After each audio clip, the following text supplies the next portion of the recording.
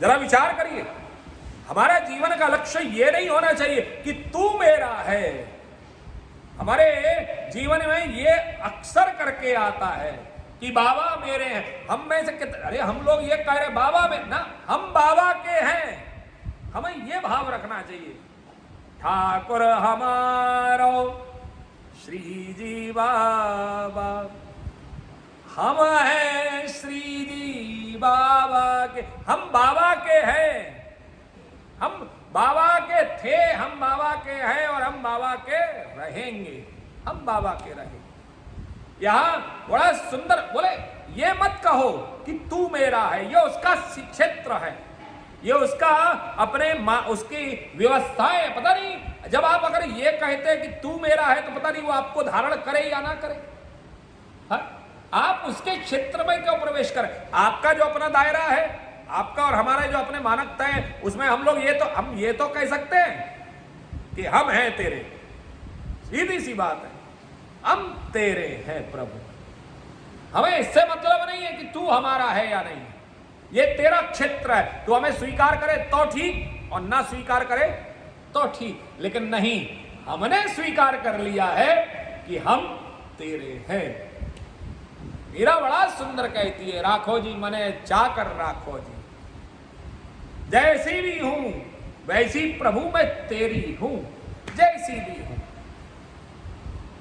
तो आज के समय में हमें अपनी भावना परिवर्तन करना पड़ेगा, और वह भावना का परिवर्तन यहां बड़ा सुंदर कह रहे सुदामा जी कि क्वा क्वा हम दरिद्र पापियान क्वा कृष्ण श्रीनिकेतनः।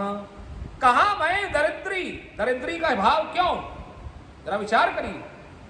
दरिद्री का भाव सुदामा जी महाराज यही इसीलिए क्योंकि वह सबसे बड़ी अपने धर्म, अपने संसार की, अपने जीवन की जो उनकी निधि, जो उनकी अमूल्य वस्तु है, जो उनका अनमोल तत्व है, जो उनके जीवन का धन है, वो कौन है? वह है कृष्ण। जब तक मिले नहीं थे तब तक कृष्ण उनके पास में था, उनके साथ में था, ब्रह्म स्वरूप में उनके श्वास में था। लेकिन जब मिल लिए, सगुण साकार स्वरूप में उस कृष्ण का दर्शन हो गया, अब लालसा और बढ़ गई, अब लालसा और बढ़ गई। और लालसा में क्या, अरे ये कृष्ण हमारे यहां चले महाराज तो कितना सुंदर है, कितना आनंद आवे। आज सुदामा जी महाराज का वहां से जो चिंतक, जो वियोग प्रारंभ हुआ कि काम है, लेकिन मन में विचार करते हुए सुदामा जी महाराज जाते हैं कि क्वा हम दरिद्र पापियान क्वा कृष्ण श्रीनिकेतन। और फिर भी उसके बाद में भी देखो कृष्ण श्रीनिकेतन कैसे, क्योंकि उसके हृदय में लक्ष्मी विराजमान है और उसने मुझ दरिद्र व्यक्ति की, मुझसे बड़ा घोर दरिद्री, अब आज विचार कर रहे हैं सुदामा जी महाराज जो उन्होंने अपनी पूरे जीवन भर गृहस्थ जीवन में नहीं किया, वह आज इस बात को ध्यान में लेके मुझसे बड़ा वास्तविकता है, जिसका सबसे बड़ा धन कृष्ण धन जिसका खो जाए, वह तो यही विचार करेगा साहब, वो तो यही विचार करेगा। आज मन ही मन में बोले वो परम ब्रह्म परमेश्वर भगवान श्री कृष्ण, उन्होंने मुझे अपने भुजाओं के पास में ले लिया, मुझे अपने भुजाओं में लगा लिया, ऐसा कृष्ण।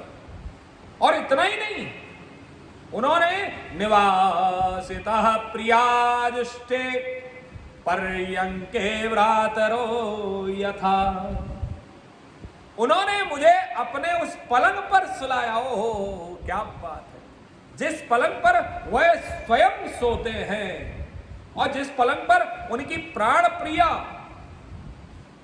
प्रियाजुष्टे पर्यंके भ्रातरो यथा, बोले सबसे प्रमुख बात कि उस पलंग पर मुझे सुलाया, जिस पलंग पर वह अपनी पत्नी लक्ष्मी स्वरूपा रुक्मणी के साथ में शयन करते हैं कि मानो मैं उनका सगा भाई हूं। और इससे बड़ी बात और मुझे क्या चाहिए, और मुझे इससे ज्यादा क्या चाहिए।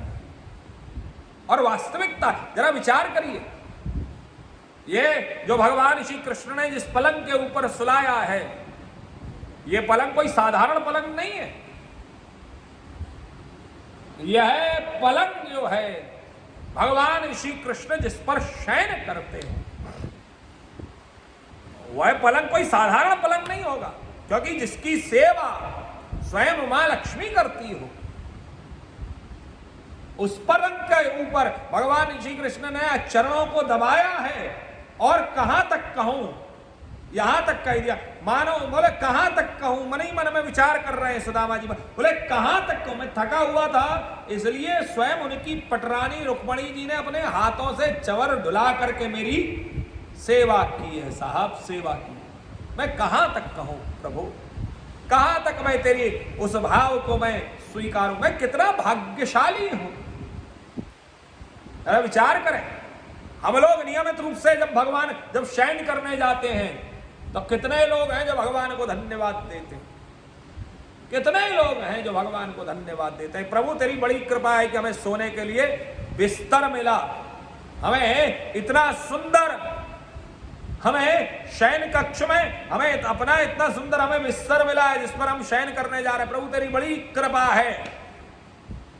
कितना भी जीवन विषम परिस्थितियों में क्या ना हो, लेकिन रात्रि को सोते समय हमको भगवान को धन्यवाद देना चाहिए, नियमित रूप से धन्यवाद देना चाहिए।